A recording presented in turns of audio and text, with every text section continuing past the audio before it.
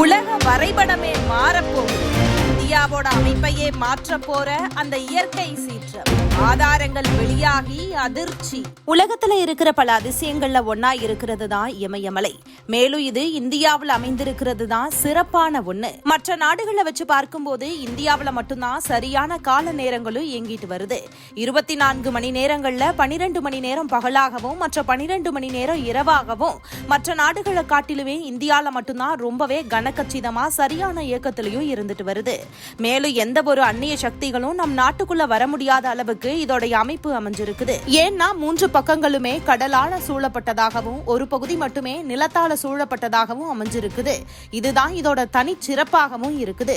பொதுவா இமயமலை அப்படிங்கிறது அனைவரோட கனவாகவும் எல்லாருமே செல்லணும் அப்படின்னு ஆசையா இருக்கக்கூடிய ஒரு இடமா இருக்குது. அங்க அதிக அளவுல பனி நிறைஞ்சு இருக்கிறதுனால எல்லாருமே அங்க போகணும் அப்படின்னு ஆசை வைக்கிறாங்க. நம்ம சாதாரணமா பார்க்கிற உலகத்துக்கும் இமயமலைக்கும் சென்று அங்க அனுபவிக்கிற ஒரு வாழ்க்கையும் ரொம்பவே வித்தியாசமான ஒன்றா அமைஞ்சிருக்கும். உலகத்துல அமைஞ்சிருக்கிற மலைகள்லயே ரொம்பவே உயரமான மலை அப்படின்னா அது இமயமலை மட்டுமே. அந்த அளவுக்கு ரொம்பவே பெருசா இருக்கும். இமயமலை பகுதிகளில் 5 பிரிவுகளா பிரிச்சு இந்தியா, பாகிஸ்தான், நேபாள், பூட்டான் மற்றும் சைனா போன்ற இடங்கள் பரவி இருக்குது. மேலும் இந்த 5 நாடுகளுக்குமே இந்த இமயமலை தான் ரொம்பவே பாதுகாப்பா அமைஞ்சிருக்குது அப்படிங்கறதே ஒரு வியக்கக்கூடிய விஷயமாவும் இருக்குது. மேலும் இந்த இமயமலை 15 பனிப்பாறைகளால உருவாகி இருக்குது. அது மட்டும் இல்லாம 12 கிலோமீட்டர் தொலைவு வரைக்குமே சுத்தமான நீர் கிடைக்குது அப்படிங்கறத அறிஞர்கள் பலர் ஆராய்ச்சி மூலமா சொல்லி இருக்கிறாங்க. மேலும் பல அதிசயங்களை தொடர்ந்து ஆராய்ந்து கொண்டேதான் இருக்கிறாங்க. ஆனா இப்போ இந்த இமயமலையில 89% பனிப்பாறைகளால விரிவடைஞ்சு முன்னாடி இல்லாதது போல மாறிட்டு வருது அப்படின்னு இஸ்ரோ செயற்கைக்கோள் மூலமா எடுத்த புகைப்படத்தோட கூடிய விளக்கத்தை இப்ப இஸ்ரோ சொல்லி இருக்கிறாங்க.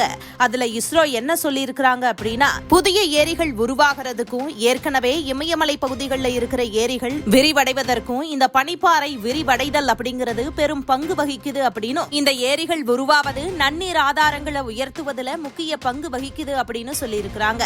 ஆனா இப்படி அதிக அளவுல நடக்கிறப்ப கீழ்நோக்கி பாயிற தண்ணீரானது வெள்ளம் ஏற்படுத்தும் அபாயமும் ஏற்படுமா. மேலும் 89% ஏரிகள் 2 மடங்கா விரிவடைந்துட்டு வருது. விரிவடைந்து வர ஏரிகள்ல அதிக அளவுல மொய்ரென், அரிப்பு, பனி மற்றும் பிற அணையில ஏரிகள் இருக்குது. மேலும் இமாச்சல பிரதேசத்துல 4068 மீட்டர் உயரத்தில் அமைஞ்சிருக்கிற கெபாங்காட் பனிப்பாறை ஏரியானது ரொம்பவே நீண்ட காலத்துக்கு பிறகு மாற்றங்களை ஏற்படுத்தி இருக்குது அப்படின்னு இஸ்ரோ சொல்றாங்க.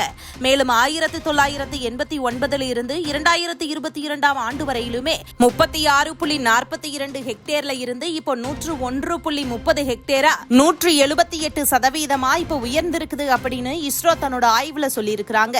இப்படி தொடர்ந்து பனிப்பாறைகள் விரிவடைஞ்சு அதனால ஏரிகள் உருவானதால அங்க அதிக அளவுல திடீர்னு வெள்ளம் ஏற்படுறதுக்கு ரொம்பவே வாய்ப்புகள் அதிகமா இருக்குது அப்படின்னு இஸ்ரோ சொல்லி இருக்கிறது ரொம்பவே அதிர்ச்சி தர தகவலாகவும் இருக்குது. இந்த தகவல் தான் இப்ப இணையதளத்துல ரொம்பவே வைரல் ஆகிட்டு வருது.